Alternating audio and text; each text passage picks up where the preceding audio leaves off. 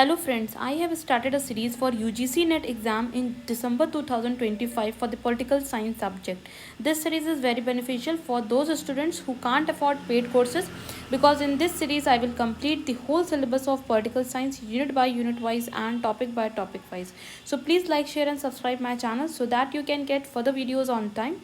For completing this series it will take 3 to 4 months and then we will practice previous year questions also, and I will take this class in both the language, that is Hindi and English. So today's topic is, this is the unit number 2.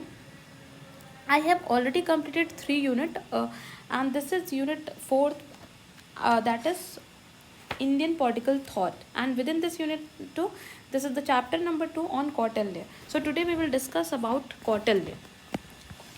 सो इनका जो timeline है वो 350 से 275 BC का है, and इन्हें जो है इनके अदर नेम क्या है, इनको अदर नेम से जो है चाणक्य भी बोलते हैं, इन्हें विष्णुगुप्त भी बोलते थे।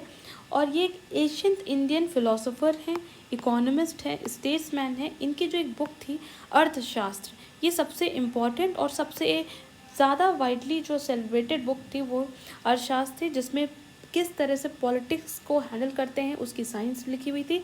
This book was written in 4th century BC, and Chanakya या कौटिल्य या विष्णुगुप्त, ये तीनों उन्हीं के ही नेम हैं। तो ये जो थे वो चंद्रगुप्त मौर्य के जो थे वो प्राइम मिनिस्टर थे 4th century BC में। ये चंद्रगुप्त मौर्य जो एम्पायर था उसमें वो वहाँ के प्राइम मिनिस्टर थे। He played a central role in establishment of the Mauryan Empire. In Mauryan Empire का जो टाइमलाइन है वो 321 to 297 BC का है। तो जब मौर्यन एम्पायर, जो चंद्रगुप्त मौर्य किंग थे, तो उनको असिस्ट करते तो उनके वो प्राइम मिनिस्टर थे। और ये मौर्यन एम्पायर सबसे बड़ा पहला ऐसा एम्पायर था जो पैन इंडिया स्टेट बना और पूरे इंडिया में, ये पूरे विश्व मतलब पूरे भारतवर्ष में फैला।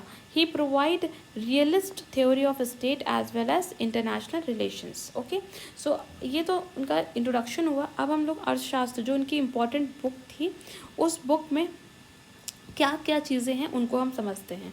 सो Kautilya defines statecraft as Arthashastra. अर्थ मतलब होता है मटीरियल वेलबींग, कैसे मटीरियल वेलबींग को मैनेज करें, उसको कैसे पॉलिटिक्स को हैंडल करें, ये सारी चीज़ें स्टेट क्राफ्ट के अंडर आती हैं और जो कि कौटिल्य ने अर्थशास्त्र बुक में डिस्क्राइब की थी।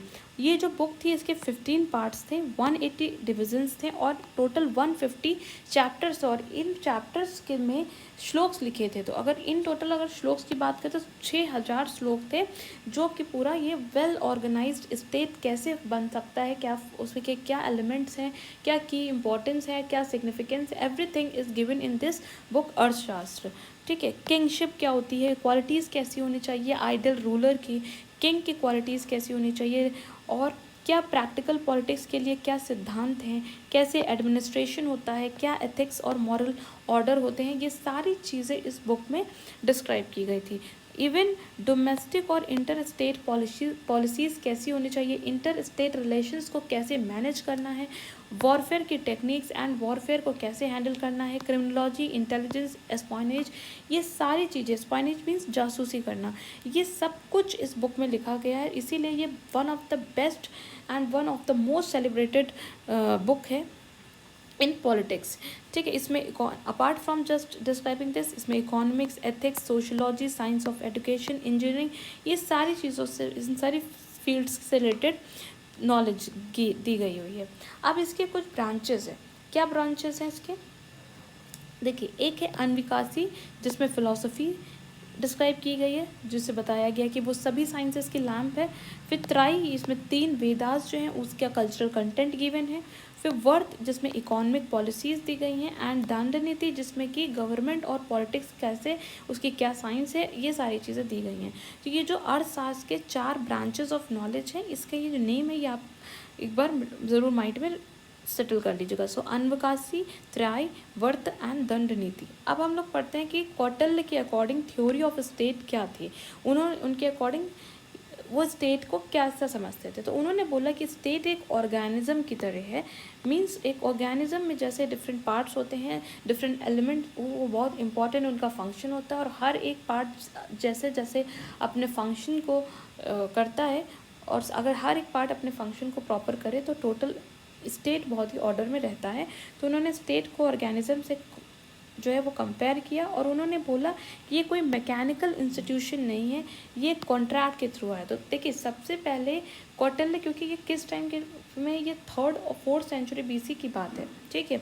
और हॉब्स, लॉक, रूसो ये सब हम लोगों ने कब करा, आफ्टर मीन्स ये AD की बात है 1430। सो बहुत ज़्यादा डिफरेंस है, गैप है दोनों, जो इंडियन फ़िलासफ़र हैं और ये जो ग्रीक फ़िलासफ़र हैं, या जो हॉब्स हैं, लॉक्स हैं या रूसो हैं, इनमें बहुत ही डिफरेंस है टाइमलाइन का।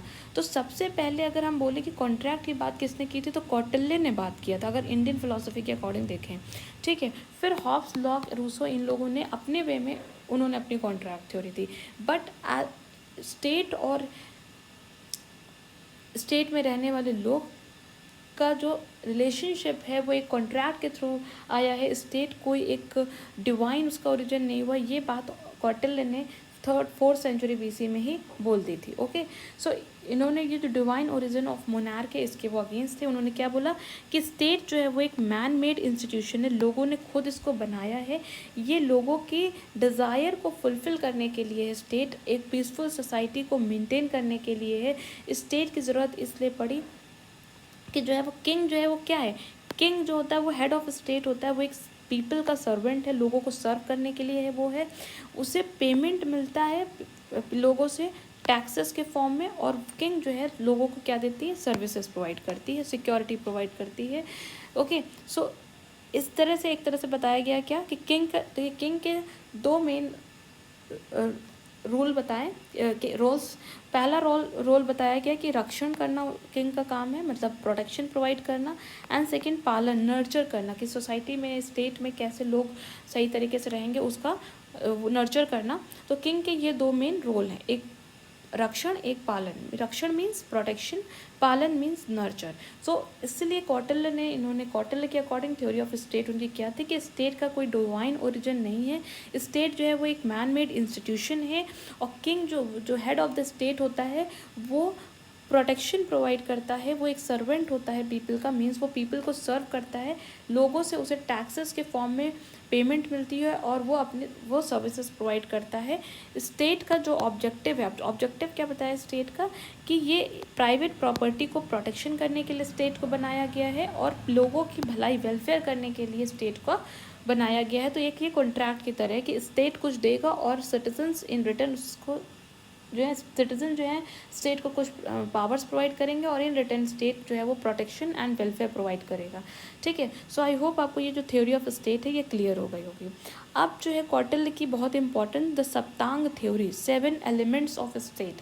कौटिल्य ने बोले कि जो स्टेट है उसके 7 बहुत महत्वपूर्ण एलिमेंट होते हैं और उन सारे एलिमेंट्स को डिस्क्राइब करते हैं, ठीक है। सो फर्स्ट क्या बताया उन्होंने एलिमेंट, देखिए स्वामी जो हेड ऑफ द स्टेट होता है उसको क्या नाम दिया, स्वामी का नाम दिया, the ruler, the head of the state और द सोल, ठीक है। फिर उन्होंने बोला second is element is amatya, third element is janapada, fourth durg, fifth kosh, sixth bal, seventh mitra. तो इन्होंने 7 एलिमेंट बताएं, 7 एलिमेंट्स ऑफ स्टेट होते हैं, ठीक है। तो स्वामी जो सबसे पहला एलिमेंट, स्वामी जो रूल करता है, जो हेड ऑफ द स्टेट होता है, उसको क्या बोला कि ये इसकी सबसे हाईएस्ट प्लेस होती है पॉलिटिक्स में, मीन्स ये हेड होता है, ये स्टेट का मेन पिलर होता है, ठीक है। और स्कॉलर ऑफ हाई मेरिट, मतलब क्या कि जो रूलर होता है, जो स्वामी होता है, जो हेड होता है, उसको सोल से कंपेयर किया, क्योंकि उन्होंने स्टेट को किस चीज़ से कंपेयर किया था, स्टेट को उन्होंने ऑर्गेनिज्म से कंपेयर किया। तो उन्होंने बोला कि जैसे एक ह्यूमन बॉडी में सोल की जो इम्पोर्टेंस होती है वैसी इंपॉर्टेंस रूलर की होती है, स्वामी, जिसे स्वामी उन्होंने टाइटल दिया। उन्होंने बोला कि पॉलिटिक्स में सबसे हाईएस्ट प्लेस जो होती है वो स्वामी की होती है, और स्टेट जो है उस स्टेट का सबसे मेन पिलर ही स्वामी होता है, मतलब जो रूल करता है, जो रूलर है, जो राजा है, जो किंग है। तो जो अगर वो हेड है, वो सोल है, तो ऑब्वियस सी बात है कि वो कैसा होना चाहिए, उसके अंदर हाई मेरिट होनी चाहिए, मीन्स वो उसके अंदर हाई क्वालिटीज़ होनी चाहिए। Executive, legislative, judicial, financial, all powers are given to this head of the state, and the highest qualities of leadership की highest qualities होनी चाहिए, intellectual पर्सन होना चाहिए, उसके अंदर एक एनर्जी, इंतज़ियाज़म होना चाहिए स्टेट को रूल करने का, उसके अंदर कमांडिंग पावर होनी चाहिए, और उसके अंदर ऐसे पर्सनल एट्रीब्यूट्स होने चाहिए जो उस उस पोजीशन को सूट करे, ठीक है। और एक चीज़ और क्या बताई उन्होंने, प्रजा सुखम सुखे राज्य, मतलब राजा को उन्होंने सबसे हेड ऑफ द स्टेट तो बताया, लेकिन उन्होंने क्या बोला कि जो राजा की खुशी किस में है, लोगों में है, उसकी प्रजा में है। अगर प्रजा सुखी है तो राजा भी सुखी रहेगा। तो राजा को इस तरह से राज करना चाहिए कि उसकी प्रजा खुश रहे और उसे प्रजा के ही बारे में सोचना चाहिए, उसको सेल्फ इंटरेस्ट नहीं, in self less service provide करनी चाहिए। सो प्रजा सुखम सुखे राजा, ओके। फिर उसके बाद आता है सेकेंड एलिमेंट, जो इम्पोर्टेंट एलिमेंट है वो आमित्य का है। आमित्य को क्या बोलते हैं, मिनिस्टर्स, और उसको किससे कंपेयर किया, आईज से कंपेयर किया, ठीक है, आँखों से। तो क्या बोला कि जो मिनिस्टर है, जैसे कि हमारी बॉडी में आईज का जो रोल होता है, ठीक है, उसी तरह स्टेट में आमित्य या मिनिस्टर का रोल बहुत इम्पॉर्टेंट है। वो सीनियर मिनिस्टर ब्राह्मण होना चाहिए और वो वेदों में, वेद पुराण इन सब में बहुत ही एक्सपर्ट होना चाहिए। उसके अंदर बहुत ही विजडम, इंटीग्रिटी, ईमानदारी, ब्रेवरी, लॉयल्टी, ये जैसी क्वालिटीज़ होनी चाहिए, ताकि वो आमित्य जो है वो किसको असिस्ट कर सके, असिस्टेंस है ना, वो किसका असिस्टेंस है, वो राजा का असिस्टेंस है, स्वामी का जिस असिस्टेंस है।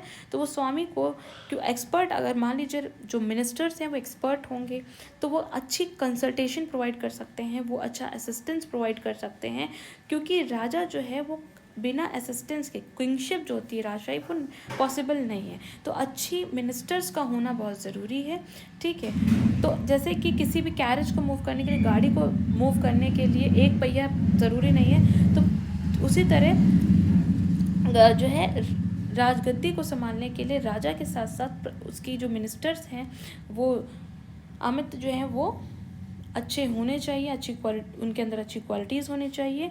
और किंग जो है, लेकिन बीच बीच में उनकी इंटीग्रिटी को, मतलब उनकी ईमानदारी को चेक करते रहना चाहिए कि कहीं ऐसा तो नहीं कि वो मेरे ही खिलाफ षड्यंत्र रच रहा हो, राजा के ही खिलाफ मतलब षड्यंत्र रच रहा हो। तो इसीलिए बीच बीच में उन जो मिनिस्टर्स हैं उनकी जो इंटीग्रिटी है, उनकी जो ईमानदारी है, उसको चेक करते रहना चाहिए। और कौटिल्य ने ये भी बोला, सजेस्ट किया कि 3 आमित्य, मतलब 3 मिनिस्टर्स का अगर हो, कम से कम 3 मिनिस्टर तो ज़रूरी हैं। 3 से ज़्यादा भी हो सकते हैं, पर 3 मिनिस्टर्स तो मिनिमम होने चाहिए, क्योंकि अगर 2 मिनिस्टर मिनिमम होंगे तो वो राजा के अगेंस्ट कंस्पायर भी कर सकते हैं, उनके अगेंस्ट षड्यंत्र रच सकते हैं खुद राजगद्दी को पाने के लिए। इसलिए 3 मिनिस्टर एटलीस्ट होने चाहिए। सो आई होप ये जो सेकेंड एलिमेंट था आमित्य का, ये आपको क्लियर हुआ होगा। Now the third important element of Saptanga, जो स्टेट के जो इम्पोर्टेंट एलिमेंट है, जो सप्तांग थ्योरी है, उसमें है दुर्ग। दुर्ग का मतलब फोर्ट, ओके। इसको उन्होंने किससे कंपेयर किया, आर्म से कंपेयर किया, जैसे भुजाएं होती हैं, ठीक है। आंखें, देखो मिनिस्टर्स को आंखों से क्यों कंपेयर किया, क्योंकि आंखों का रोल क्या है, देखना, नज़र रखना, स्पाई की तरह, ठीक है। तो मतलब इम्पॉर्टेंट है। उसी तरह दुर्ग जो होता है, फोर्ट जो होता है, वो भुजाएं जो होती हैं हमें बचाती हैं, सेफ्टी प्रोटेक्शन प्रोवाइड करती हैं। सिमिलरली दुर्ग जो है एक अच्छा फोर्ट होगा, फोर्ट जिस किले में राजा बैठेगा और राजगद्दी संभालेगा, तो वो फोर्ट होना इम्पॉर्टेंट है, क्योंकि वो एक ऑफेंसिव और डिफेंसिव पावर की तरह ऐड करता है। ये internal as well as external security provide करता है, ठीक है। अब दुर्ग भी उन्होंने 4 तरह के बताए, एक औरक, पर्वत, धनवान, वन, ठीक। अब औरक मतलब क्या हुआ कि जो कि वाटर बॉडी से सराउंडेड दुर्ग हो, मतलब एक ऐसा फोर्ट, ऐसा किला जो पानी की तरफ, चारों तरफ पानी से सराउंडेड हो, तो वो अच्छी प्रोटेक्शन प्रोवाइड कर सकता है। क्योंकि अगर एनिमी जो है, जो एनिमी आर्मी या एनिमी अटैक अगर करेगी, तो बीच में अगर पानी, वाटर बॉडी के बीच में अगर फोर्ट बना होगा, किला बना होगा, तो उसे आने में टाइम लगेगा और उसको थोड़ा सी कठिनाई होगी, ठीक है। फिर या तो पर्वतों के बीच में होना चाहिए, तो पर्वत दुर्ग बताया। धनवान मतलब डेजर्ट के बीच में, या तो वो डेजर्ट में भी, क्योंकि चलने में एनिमी को रीच करने में प्रॉब्लम होगी, या फिर बहुत ही घने जंगलों के बीच में हो, ठीक है। तो ये 4 चीज़ें उन्होंने बताई। फिर अब उनके जो फोर्थ इंपॉर्टेंट एलिमेंट था वो क्या था, जनपद का। जनपद मतलब पॉपुलेशन, टेरिटरी, उसको लेग से उन्होंने कंपेयर किया, क्योंकि मैंने आपको स्टार्टिंग में बताया कि स्टेट को उन्होंने ऑर्गेनिज्म से कंपेयर किया जब उन्होंने अपनी थ्योरी ऑफ स्टेट दी। और उन्होंने, जैसे कि हमारे बॉडी में डिफरेंट पार्ट्स हैं और उसके डिफरेंट रोल्स हैं, similarly state has also 7 main important, same 7 important elements, and these are which we are studying right now. So जनपद मीन्स पॉपुलेशन टेरिटरी, जिसको ही कंपेयर्ड विद लेक्स। ओके, इन्होंने क्या बोला, जनपद मतलब क्या, जहाँ पे कॉमन मैन या सिटीजन्स रहते हैं वो जगह को उन्होंने जनपद बोला, या लोग जो रहते हैं। एक ऐसा प्लेस जहाँ पे इकोनॉमिक एक्टिविटी होती है, स्ट्रेंथ, रेवेन्यू और अदर नेसेसरी कम्युनिटीज़ का सोर्स होता है। ठीक है। Now the fifth important element was बल। बल मतलब फोर्स, और उसको उन्होंने किससे यूज़ कंपेयर किया, ब्रेन से कंपेयर किया। उन्होंने बोला कि अब बल मतलब फोर्स, मतलब ये जो वर्ड है बल, ये बल इन्होंने आर्मी के लिए ये वर्ड यूज़ किया कौटिल्य ने। तो आर्मी के अंदर जैसे क्या होता है, बल होती ना, फोर्स होता है, उसके अंदर ताकत होती है, और वो दुश्मन के और शत्रु से लड़ता है। ठीक, तो वो किस, उन्होंने जैसे कि मैंने आपको बताया मिनिस्टर्स, उन्होंने कौटिल्य ने मिनिस्टर्स को क्या बताया कि ब्राह्मण्स होने चाहिए, क्योंकि उनके अंदर हाई विजडम होनी चाहिए, वेदों के नॉलेज होनी चाहिए। और बल के लिए फोर्स, और जो आर्मी है वो उसमें क्षत्रिय होने चाहिए, क्योंकि क्षत्रियों के अंदर ये एक हेरिडिटी आर्मी होती है। क्षत्रिय जो होते हैं वो वॉर करने के लिए पैदा होते हैं। तो उन्होंने 6 टाइप की आर्मी बताई, सजेस्ट की, जिसमें उन्होंने सबसे पहले बताया कि हायर्ड ट्रूप्स। ओके, सेकेंड उन्होंने बोला हेरिडेटरी फोर्सेस, मतलब, और या थर्ड उन्होंने बोला soldiers of fighting corporation, troops belonging to an ally, मतलब अलाई मतलब दोस्त को बोलते हैं, और एनिमी के troops. Okay, and soldiers of wild troops. So ये 6 तरह की आर्मीज उन्होंने बताई। फिर 6 जो इम्पोर्टेंट एलिमेंट था वो था कोष का। कोष किसे बोलते हैं, कोष का मतलब होता है ट्रेजरी, जहाँ पे पैसा खजाना रखा जाता है, और उसको से कंपेयर किया उन्होंने माउ से कंपेयर किया। कि उन्होंने बोला कि किंग की जो सबसे इम्पॉर्टेंट ड्यूटी होती है वो क्या होता है, कि जो ट्रेजरी है, जो खजाना है, उसको फुल रखना, ये किंग की ड्यूटी है। अब खजाने को, ट्रेजरी को क्यों फुल रखना है, ताकि स्टेट को प्रॉपर तरीके से पालन पोषण हो सके, रक्षण हो सके, जो भी ज़रूरी इंपॉर्टेंट वेलफेयर फंक्शंस हैं, या कोई इमरजेंसी आए, या कोई नेचुरल कैलामिटी या वॉर जैसी सिचुएशन क्रिएट हो, तो अगर पैसा नहीं होगा, खजाना नहीं भरा होगा, तो उसमें हार और उस चीज़ों में दिक्कत होगी। So that is why. So 6th important element is कोश। 7th जो इम्पॉर्टेंट है वो मित्र है। मित्र मतलब अलाय, फ्रेंड। उन्हें कौटिल्य ने उससे किस चीज़ से कंपेयर किया, ईयर से कंपेयर किया। उन्होंने कहा कि किसी भी राजा के जितने ज़्यादा अलाइज होंगे, अलाइज में जितने ज़्यादा फ्रेंड्स होंगे, मित्र होंगे, वो उतना ज़्यादा पावरफुल होगा। ये एक तरह के सिंबल ऑफ पावर को रिप्रेजेंट करता है। अगर कोई भी मतलब राजा के बहुत ही स्ट्रॉन्ग फ्रेंड्स हैं, so it is a symbol of power. अब उन्होंने अलाय जो मित्र हैं उसको भी 2 कैटेगरीज में बताया, 2 टाइप्स के बताया, एक तो सहज और एक कृत्रिम। सहज मतलब क्या हुआ कि एक ऐसी फ्रेंडशिप जो बहुत दादा परदादा के टाइम से चली आ रही है, फादर और ग्रैंडफादर के टाइम से, और जो जिस राजा जिस टेरिटरी पे, जिस जगह पे रूल कर रहा है, उस टेरिटरी के क्लोज ही उसका अलाई भी है, इमीडिएट नेबरहुड एनिमी के बगल में। तो फिर तो समझ लीजिए वो और इम्पॉर्टेंट फ्रेंडशिप हो जाती। मतलब सपोज करिए कि एक पर्टिकुलर एरिया में राजा, अभी मैं आपको जो है मंडल सिद्धांत जो है, थ्योरी ऑफ सर्किल, वहाँ पे जब इस चीज़ को और अच्छे से समझाऊंगी, ठीक है, वहाँ पे डायग्राम के थ्रू आपको समझ में आएगा इस वाली चीज़ों में।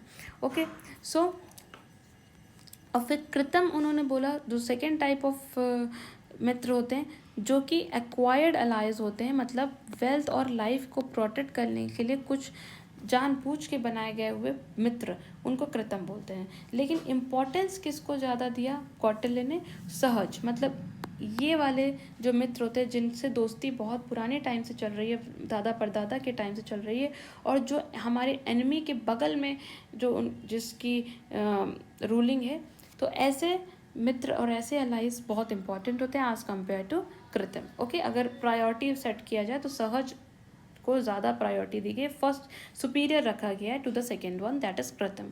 ओके, नाउ अब ये तो हमने पढ़ लिया सप्तांग थ्योरी। सप्तांग थ्योरी मतलब क्या, जिसमें कि कौटिल्य ने स्टेट की 7 इंपॉर्टेंट एलिमेंट्स को बताया और उसको डिस्क्राइब किया।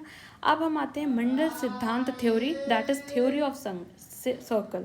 ये मंडल सिद्धांत थ्योरी क्या है, ठीक है, ये एक्चुअली में theory of inter state relations है। मतलब कि एक स्टेट का दूसरे स्टेट के साथ कैसे रिलेशन बिल्डअप होते हैं, इससे रिलेटेड उन्होंने थ्योरी ऑफ सर्कल के हेल्प से ये मंडल सिद्धांत की जो इस थ्योरी को एक्सप्लेन किया।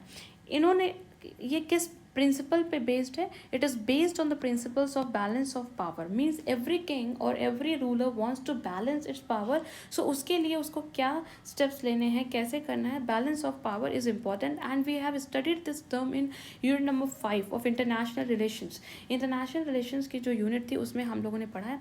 मैं आपसे बोलूँगी जो भी स्टूडेंट न्यू हैं, और सबसे पहले तो मैं सॉरी उन लोगों से, उन सारे स्टूडेंट से मांगूंगी जिनसे मैंने ये सीरीज़ एक्चुअली स्टार्ट की थी फेब मार्च में आई थिंक, बट कंटिन्यूटी के साथ से मैंने अप्रैल में स्टार्ट की थी, but because of some reasons मैं जून तक ये जो सीरीज़ थी वो कंप्लीट नहीं हो पाई थी. और उसकी वजह से क्या हुआ कि बीच में फिर मैं 3 ही यूनिट को कंप्लीट कर पाई. 7 यूनिट्स अभी भी बची हुई थी और फिर मैं डिसकंटिन्यू हो गया. ऑलमोस्ट 1 मंथ से ज़्यादा हो गया मैंने एक भी लेक्चर नहीं डाले because of some personal reasons. Please sorry. अब मैं पूरी कोशिश मेरी है कि हाँ, अब जो नेक्स्ट दिसंबर में जो साइकिल है एग्ज़ाम यूजीसी नेट का, तब तक ये पूरा का पूरा सीरीज़ और सारी यूनिट्स कंप्लीट कर दूँ, साथ में प्रीवियस ईयर क्वेश्चंस जो हैं उनको डिस्कस कर लूँ, इंपॉर्टेंट टॉपिक्स को कवर, एक रिवीजन हो जाए. सो ताकि और जो भी स्टूडेंट्स जिन्होंने भी ये 3 यूनिट्स जो मैंने कंप्लीट किए हैं उन्होंने देखी हैं, और अगर इस बार का जून का एग्ज़ाम उन्होंने दिया है, तो मैं आपसे रिक्वेस्ट करूँगी कि प्लीज़ बेटा आप मुझे प्लीज़ कमेंट करके बताइए कि मेरी वो 3 यूनिट से आपको कुछ कितना बेनिफिट मिला. क्या 1% का भी बेनिफिट मिला? अगर आपको बेनिफिट मिला है तो मुझे अगर ये पता चलेगा कि हाँ, तो मुझे बहुत ही मोटिवेशन मिलेगा एंड मैं आगे की जो सीरीज़ है इसको कंटिन्यू करने में मुझे बहुत ही मोटिवेशन के साथ मैं इस चीज़ को कंप्लीट करूँगी. ओके. सो तो जो भी स्टूडेंट्स न्यू हैं, जो भी सब्सक्राइबर, जो भी स्टूडेंट्स फर्स्ट टाइम इस चीज़ को देख रहे हैं, इस लेक्चर को प्लीज़ मेरे चैनल से ग्रो थ्रू कीजिए, सारे प्रीवियस लेक्चर्स को देखिए एंड प्लीज़ इस चैनल को सब्सक्राइब कीजिए, मुझे सपोर्ट कीजिए. सो अब हम लोग पढ़ते हैं मंडल सिद्धांत theory, that is theory of circle, जो कि ये थ्योरी किससे रिलेटेड है, एक स्टेट का दूसरे स्टेट के साथ कैसे रिलेशन बिल्डअप करना है, that is inter state relations, उस थ्योरी पे ये बेस्ड है. बैलेंस ऑफ पावर प्रिंसिपल पे बेस्ड है. इन्होंने क्या बताया, कौटिल्य ने क्या कहा कि किंग को उन्होंने बोला कि विजुषु, ये देखिए, ये विजुषु किसको बताया गया, किंग को. ये है थ्योरी ऑफ सर्कल्स. देखिए डिफरेंट सर्कल्स बने हुए हैं ना, ये डिफरेंट सर्कल्स. सो इन सर्कल्स के थ्रू उन्होंने अपनी मंडल सिद्धांत थ्योरी को डिस्क्राइब किया. ठीक है. सो किंग को उन्होंने किससे कंपेयर किया, किंग को, मतलब किंग को उन्होंने किससे बताया, किंग को उन्होंने बोला कि किंग कौन है, विजुषु. ओके. जिसका मतलब क्या होता है कि विजिगुषु मतलब क्या होता है, विक्ट्री सीकर. ठीक है. विजिगुषु मतलब क्या होता है, जो कि हमेशा जीत हासिल करना चाहता हो. हम हर एक वॉर में, हर एक युद्ध में जिसको जीत मिले, उसको बोला उन्होंने किंग से कंपेयर किया. ठीक है. फिर उन्होंने बताया कि जो क्षत्रिय धर्म होता है, उसका क्षत्रिय जो वर्ण होता है, उसका धर्म ही क्या होता है, वॉर करना और उस वॉर में जीत को हासिल करना, विजय हासिल करना. उन्होंने ये भी बोला, मंडल सिद्धांत थ्योरी क्या कहती है कि जो नेबर्स होते हैं, मतलब जो इमीडिएट नेबर्स होते हैं, वो क्या होते हैं, वो नेचुरल एनिमीज़ होते हैं, क्योंकि वो उन्हें भी मटेरियल वेलबींग चाहिए, उन्हें भी जो है वो वॉर करना है, ज़्यादा से ज़्यादा स्टेट अपने फैलाने के लिए, ज़्यादा से ज़्यादा जगह प्लेस को और हासिल करने के लिए. सो इन्होंने क्या बताया, ये जो अरी है और ये जो, मतलब ये फ्रंट साइड के और जो बैक साइड के लोग हैं, मतलब एक अरी वो भी एनिमी हुआ, और परक्षणी ग्रह ये भी कौन हुआ, ये रियर एनिमी, मतलब पीछे के साइड के ग्रह हुए. तो जो इमीडिएट स्टेट होते हैं वो एक तरीके से एनिमी होते हैं. उन्होंने ये भी बोला कि कोई भी परमानेंट फ्रेंड या परमानेंट एनिमी नहीं होता है, वो वक्त के साथ साथ, समय के साथ साथ चेंज होता है, कैसी क्या सिचुएशन है उस अकॉर्डिंग से. मंडल सिद्धांत थ्योरी ने 12 टाइप्स के king, 12 types of king explain किया. अब ये 12 टाइप ऑफ किंग्स को जो है हम लोग इसी थ्योरी ऑफ सर्कल्स और इसी फिगर के थ्रू हम लोग समझने की कोशिश करेंगे. ठीक है. अब ये पहला किंग उन्होंने क्या बताया, 12 किंग बताया ना. मंडल सिद्धांत थ्योरी जो है वो 12 किंग्स को उन्होंने एक्सप्लेन करता है. तो सबसे पहला किंग जो है वो क्या है, विजिगुषु, जिसका मतलब क्या होता है, विक्ट्री सीकर. ठीक. तो फर्स्ट किंग इज दिस. अब जो फ्रंट में, ये फ्रंट वाले किंग हैं. ठीक है. ये फ्रंट वाले किंग हैं.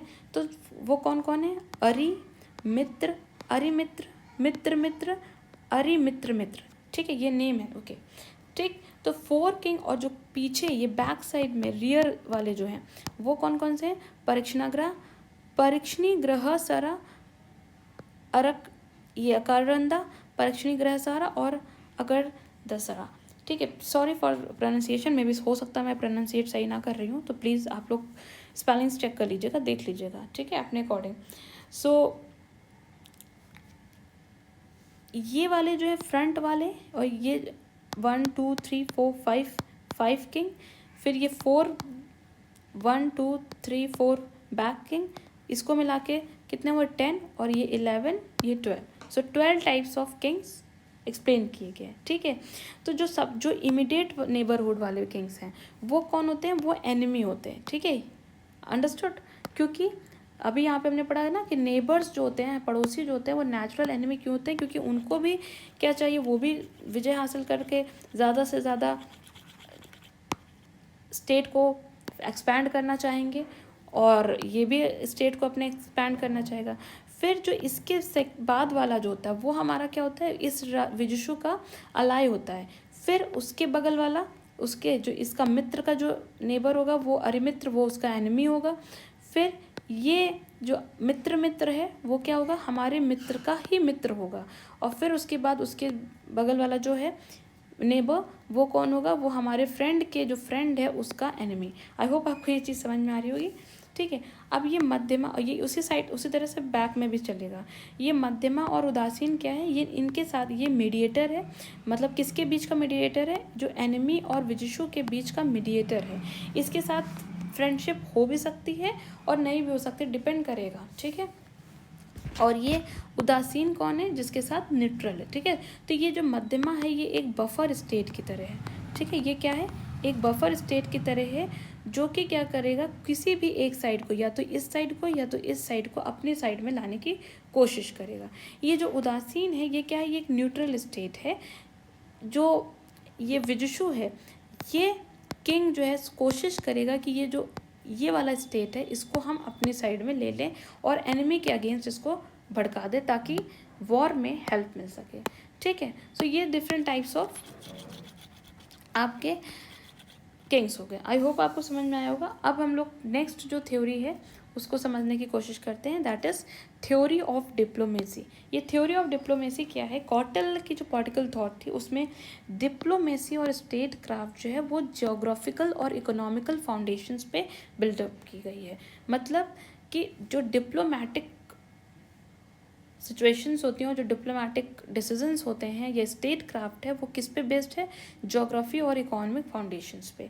तो उन्होंने 4 तरह के उपायास, ये हम कह सकते हैं उपायास मतलब डिवाइसेस, 4 तरीके का तरीका उन्होंने बताया। एक तो साम दाम दंड भेद, ये तो बड़ा फेमस है, आपको समझ में आता ही होगा। साम मतलब कंसाइलिएशन करके, मतलब संधि करके। दान मतलब कोई गिफ्ट करके अपनी डिप्लोमेसी करना। ये डिप्लोमेसी करने के 4 तरीके हैं, डिवाइसेस है, साम दाम दंड भेद। तो साम मतलब कंसिलिएशन करके, दान मतलब कोई चीज़ गिफ्ट करके, दान करके मतलब कंसेशन प्रोवाइड करके, दंड मतलब फोर्स का यूज़ करके, बल का यूज़ करके, वॉर करके। भेद मतलब showing the seeds of dissension in one's enemies camp, policy of divide and rule. भेद मतलब क्या होता है? भेदना मतलब क्या होता है? डिवाइड करना, मीन्स कि इस तरह से डिप्लोमेसी करना कि डिवाइड एंड रूल करके। और इसी का यूज़ किया था किसने? ब्रिटिशर्स ने।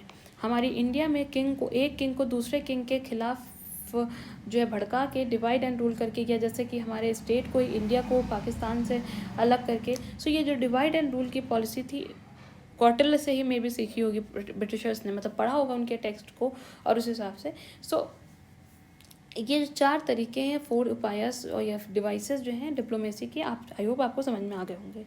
नौ शतगुण सिद्धांत या 6 फॉर्म्स ऑफ डिप्लोमेसी। डिप्लोमेसी के भी 6 फॉर्म्स होते हैं जिसको हम बोलते हैं शतगुण सिद्धांत। अब ये 6 सिद्धांत क्या हैं?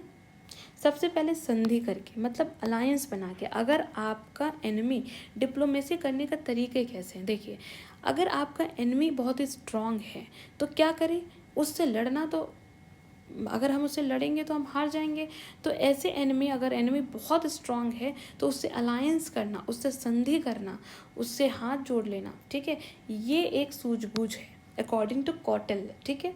फिर उन्होंने बोला विग्रह, विग्रह कब करना है, मतलब वॉर कब करना है, संधि को तोड़ के, मतलब अलायंस को तोड़ के वॉर कब करना है, जब आप अपने एनिमी से ज़्यादा स्ट्रांग हो। अगर एनिमी स्ट्रांग है तो अलायंस कर लो, और अगर एनिमी वीक है तो उस जो संधि किया है, जो अलायंस किया है, उसको ब्रेक करके उसके अगेंस्ट वॉर वेज कर दो।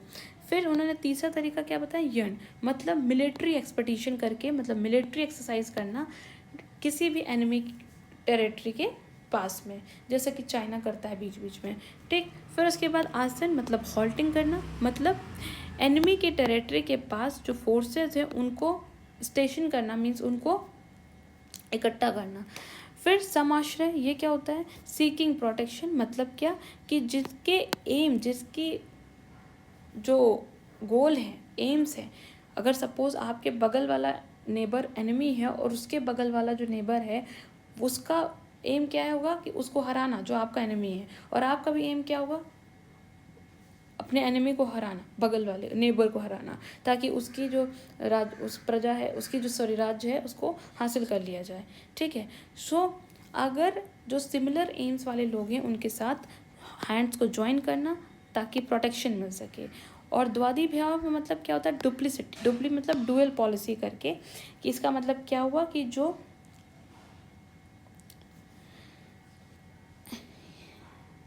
एक टाइम पे जो आप किसी एक एनिमी के साथ फ्रेंडशिप कर लेना और दूसरे के साथ जो है एनिमिटी कर लेना दूसरे के साथ जो है, ताकि दोनों एंड्स को ओपन ना कर सके, ठीक है। सो आई होप ये द्वंद्वी भाव आपको समझ में आया होगा, duplicity that is dual policy, okay. Friendship with one enemy for the time being, एक अपने जो एनिमी है उसके साथ कुछ टाइम के लिए फ्रेंडशिप कर लेना, और दूसरे के साथ जो है दोनों, फिर वो जो जिस दूसरे वाले एनिमी के साथ जिसके साथ फ्रेंडशिप किया है उन दोनों मिलके तीसरे को हरा दें, ठीक है। दैट इज़, तो ये 6 तरह के उन्होंने डिप्लोमेसी के सिद्धांत बताए, मतलब अलायंस करके, अलायंस कब करना है, जब एनिमी स्ट्रांग होगा, वॉर कब करना है, जब एनिमी हमसे कम स्ट्रांग होगा, मिलिट्री एक्सपेडिशन करके, हॉल्टिंग करके, मीन्स फोर्सेस को लगाना नियर एनिमीज टेरिटरी, समाश्रय मीन्स प्रोटेक्शन सीख करना, जिसके एम सिमिलर हो उनके साथ हाथ जोड़ लेना, और डुप्लिसिटी मतलब डुअल पॉलिसी करना, अपने एक एनिमी के साथ कुछ टाइम के लिए फ्रेंडशिप कर लेना ताकि दूसरे एनिमी को हरा सके, और फिर जब दूसरा एनिमी हार जाए तो फिर जो फर्स्ट एनिमी जिससे फ्रेंडशिप किया था उससे भी वॉर करके उसे भी हरा दिया जाए। So these are the different forms of diplomacy, ठीक है। अब हम लोग देखते हैं कि कौटिल्य ने करप्शन से रिलेटेड क्या बताया था, ठीक। सो सबसे पहले कौटिल्य ने बोला कि there are, he identified 40 different types of corruptions. उन्होंने बोला 40 डिफरेंट तरीके के करप्शंस होते हैं, जैसे कि हनी जो होता है हमारे टंग में लग जाता है, जिसको हम लोग you can't help but taste it, उसको टेस्ट करना ही है। तो उसी तरह करप्शन, जिसको भी, जो लोग भी करप्शन में इन्वॉल्व हो जाते हैं, फिर वो चाहकर भी उससे बाहर निकलना भी चाहे तो नहीं निकल सकते, क्योंकि उनके अंदर एक ग्रीड भी आ जाता है कि पैसा भी कमाना है, और दूसरी चीज़ कि अब भाई जिस भी चीज़ में छलांग लगा ही दी है तो क्यों ना टेस्ट कर ले। तो it's like honey on tongue, you can't help but you can only taste it. So corruption weakens the state from within and without, means जो अगर करप्शन जो है वो क्या करता है, वो किसी भी स्टेट को अंदर बाहर दोनों तरीके से बुरा कमज़ोर कर देता है। जैसे कि उन्होंने एक स्टेटमेंट में बोला कि when a fish swims in water, जब कोई फिश जो है वाटर में स्विम करती है तो it has no idea when it has drunk the water, ठीक। तो उसको बिल्कुल आइडिया नहीं होता है कि वो कब उसने पानी को पी लिया, ठीक है। वो जब फिश जो है तैरती है पानी के अंदर, ठीक। तो उसी तरह जो इंसान करप्शन में इन्वॉल्व है उसे खुद नहीं पता होते ऑफिशियल्स को कि वो करप्शन कर रहे हैं, ठीक है, बट वो करप्शंस में इन्वॉल्व भी होते हैं, ठीक है। तो करप्शन से क्या होता है कि स्टेट वीक होता ही है, लोगों का मोराल भी वीक हो जाता है, और एनिमी को जीतना जो है बहुत ही, मतलब जिस स्टेट में करप्शन है तो उसके जो एनिमी होंगे वो उस स्टेट को जीत सकते हैं, हासिल कर सकते हैं, ठीक है। सो करप्शन को एड्रेस करना बहुत ही ज़रूरी है, प्रैक्टिकल अप्रोच से ही करप्शन को एड्रेस किया जा सकता है। करप्शन जो है वो अनअवॉइडेबल है, ठीक है। अब उन्होंने कुछ तरीके सजेस्ट किए कि कैसे करप्शन को टैकल किया जाए। सो वेज टू टैकल करप्शन, तो सबसे पहले उन्होंने क्या बताया कि जो ब्यूरोक्रेसी है, जो ब्यूरोक्रेट्स हैं, उनका साइज़ को रिड्यूस किया जाए, कम ब्यूरोक्रेट्स को रखा जाए, ठीक है। और ब्यूरोक्रेट्स तो आप जानते हैं, जैसे अभी आज के टाइम में मॉडर्न टाइम पे IAS PCS करप्शन में देखिए पॉलिटिक्स, लेजिस्लेचर, फिर एग्जीक्यूटिव पार्ट में उन्हीं लेजिस्लेचर के कुछ members, prime minister and councils of ministers and different ministers, तो और उनको असिस्ट कौन करता है, ब्यूरोक्रेट्स असिस्ट करते हैं। तो ब्यूरोक्रेट्स, तो पॉलिटिशियंस करप्ट हैं तो ब्यूरोक्रेट्स भी उस बहती गंगा में हाथ धुलना का काम करते हैं, ठीक, वो भी करप्ट हो जाते हैं। सो उन्होंने क्या तरीका बताया कि क्या वेज हैं जिससे हम करप्शन को टैकल कर सकते हैं।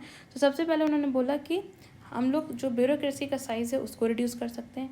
ऑफिशियल्स, जो ऑफिसर्स हैं उनको ट्रांसफ़र करते रहना चाहिए रेगुलर इंटरवल से। और ये जो पॉइंट है ये अभी के टाइम पे पॉलिटिशियंस यूज़ करते हैं, बट ऐसा नहीं कि करप्शन को टैकल करने के लिए, वो खुद करप्शन कर रहे होते हैं और उस करप्शन को अगर किसी ब्यूरोक्रेट से ऑफिशियल सपोर्ट नहीं कर रहा होता तो उस ऑफिशियल को ही ट्रांसफ़र करवा देते हैं दूसरी स्टेट। सो ये तरीका गलत तरीके से यूज़ किया जा रहा है। पब्लिक ह्यूमिलिएशन करके करप्ट ऑफिशियल्स का, जो भी करप्ट ऑफिशियल्स हैं उनको जनता के हाथों छोड़ के उसका ह्यूमिलिएट करवाना।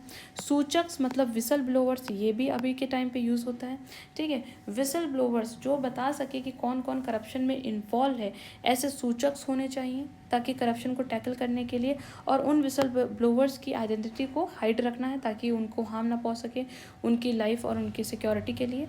सो entire chain should be punish, not just corrupt officials. और जो लोग सिर्फ करप्शन में मतलब सब लोग, जितने लोग इन्वॉल्व हैं उन पूरे चेन को ही पनिश करना चाहिए, ना कि सिर्फ एक किसी ऑफिशियल को। क्योंकि अगर किसी ऑफिशियल ने करप्शन में इन्वॉल्व हुआ, मतलब घूस लिया, तो किसी ने घूस दिया भी है, तो जो घूस दिया वो भी उस करप्शन में उतना ही उसने भी उस करप्शन में उतना ही कंट्रीब्यूट किया है, तो उसे भी पनिशमेंट मिलनी चाहिए, ठीक। सो जो अब कौन कौन उस चेन में आता है, दायक मतलब जो ब्राइब दे रहा है, प्रतिग्रह मतलब जो मनी को रिसीव कर रहा है, और निधायक मतलब जो उस मनी को रख रहा है, ठीक। तो ये सभी लोग इस चेन में आते हैं और इन सभी लोगों को क्या करना चाहिए, पनिश करना चाहिए। So these are the different ways through which he suggested that how we can tackle the corruptions, okay. So corruption को टैकल करने के लिए डिफरेंट वेज ये थे। अब कौटिल्य के ऊपर कुछ कमेंट्रीज की हैं डिफरेंट फिलोसोफर्स ने, वो हम लोग समझ देखते हैं। तो आर समाजशास्त्री, इन्होंने क्या बोला, the theory of social contract was not unknown in the days of Chanakya. तो वही सोशल कॉन्ट्रैक्ट की थ्योरी मैं आपको बताया कि ऐसा नहीं कि सोशल कॉन्ट्रैक्ट की थ्योरी हॉब्स, लॉक और रूसो की नहीं दी, ये चाणक्य के टाइम से ही सोशल कॉन्ट्रैक्ट थ्योरी थी, ठीक है। बस उन्होंने उस चीज़ को ये वर्ड नहीं नाम दिया सोशल कॉन्ट्रैक्ट थ्योरी, ठीक है। ये जो नेम था ये बाद में हॉब्स और लॉक्स इन लोगों ने किया, बट ये जो तरीका था, जो सिद्धांत था, जो प्रिंसिपल था, वो चाणक्य के टाइम का ही था, ठीक है। सो ये आर समाजशास्त्री जी ने बोला। फिर BA सालवात्रे ने जी, इन्होंने क्या कहा कौटिल्य को लेके, इन्होंने बोला कि of all the schools ancient Indian political thought the most noteworthy is that of Kautilya, मतलब कौटिल्य की एक तरह से तारीफ की। फिर NC बंदोपाध्याय, इन्होंने क्या बोला, the state according to Kautilya must be based on sound economic foundation so as to enable man to realise the aims of life. मतलब उन्होंने बोला कि जो स्टेट है वो इस तरीके से बना होना चाहिए कि उसकी इकोनॉमी बहुत स्ट्रांग होनी चाहिए, तभी सारे जो वहाँ की प्रजा है, जो लोग हैं, जो सिटीजन्स हैं, वो अपने एम्स को पूरी तरीके से फुलफिल कर सकेंगे। MV कृष्ण राव, इन्होंने क्या बोला कि कौटिल्य का जो एटीट्यूड है रिलीजन को लेके बहुत ही सेकुलर है, वो कोई एपेथेटिक नहीं है।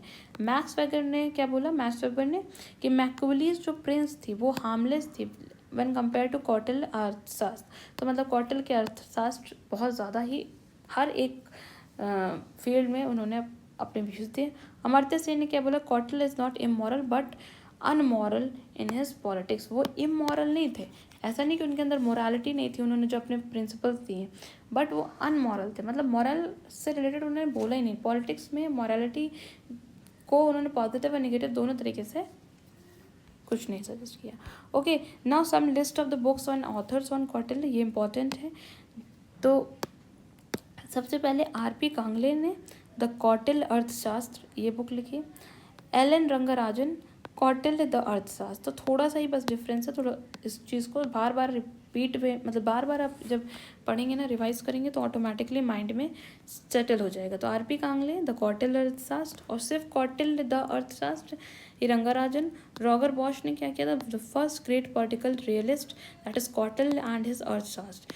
टी एन रामास्वामी जी इन्होंने क्या, कौन सी बुक लिखी, essential of Indian state craft. तो इंडिया का जो स्टेट क्राफ्ट था उससे रिलेटेड जो भी प्रिंसिपल सिद्धांत थे वो कौटिल्य के अर्थशास्त्र में थे for contemporary reader, that is Ram and ये बुक टी एन रामास्वामी जी ने लिखी। फिर ऑथर इस बुक के एन सी बंदोपाध्याय जी ने कौन सी बुक लिखी, Kautilya and an exposition of social ideal and political theory. Hari Krishna Dev the Kautilya Arthashastra on forms of government. Narsingh Prasad Singh Kautilya Arthashastra and Machiavellism revaluation. So Kautilya की अर्थशास्त्र और मैकविली की जो थी उनको कंपेयर करके नारसिंह प्रसाद सिंह ने लिखा book. Okay, so this is all about Kautilya. I hope आपको ये चैप्टर क्लियर हुआ होगा, समझ में आया होगा।